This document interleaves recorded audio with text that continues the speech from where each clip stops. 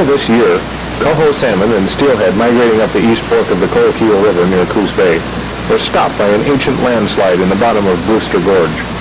Huge boulders in the stream created waterfalls and cascades too steep and fast-running for any but a few of the strongest steelhead to swim up. Hatch boxes placed into miles of good stream habitat above the blockage were creating a run of salmon with no way to get back to their spawning grounds. Thanks to the efforts of members of the Northwest Steelheaders in the Salmon Trout Enhancement Program called STEP, political interest was generated and money was made available for a project to improve the stream. The cost was shared by the Bureau of Land Management and the Oregon Department of Fish and Wildlife to the tune of $25,000 each. Equipment loans and other assistance came from the Forest Service in Coos County. BLM's Coos Bay District office is lucky to have an award-winning and innovative fisheries biologist named John Anderson, who led the project. Working from photos of the 135-foot deep gorge, biologists from BLM and ODF&W planned the best way to create a passable channel through the boulders and waterfalls.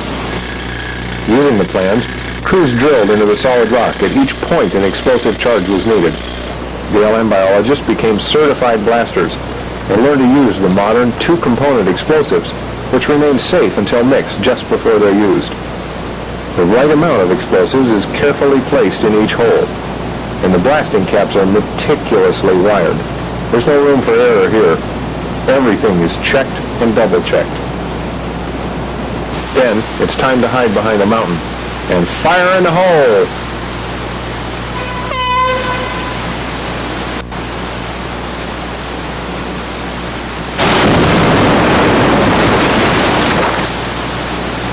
Anderson planned to blow up more than 400 cubic yards of rock, selectively. After each explosion, the blasters took stock of what they had done, then helped crews clear out what shattered debris remained in the intended channel. Most of the really small stuff was ignored because the first winter rains, when this river gets 6 or 8 feet deep and roaring, would wash it out to sea. The object of all this explosive action and hard work was to create a fish passage.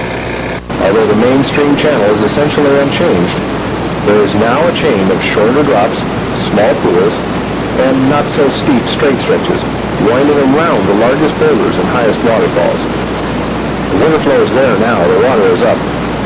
Thanks to record rainfall, it may be too high right now. An observer has been hired to watch the gorge during the migration season this year. And Anderson says he hopes to find out when and what kind of fish make it up to the spawning grounds. It's intended to take another year or two to fine-tune the channel to suit the fish. Eventually, Anderson says, it is expected that an average of 2,600 coho and 800 steelhead will be added to this river system every year because of this project. Considering the value of these fish to sport and commercial fishermen, it won't take long before the price of this project is paid back into the local economy many times over.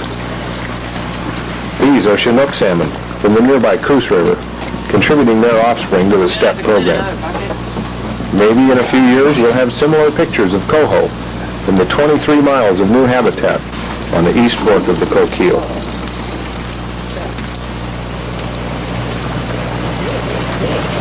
They really get big.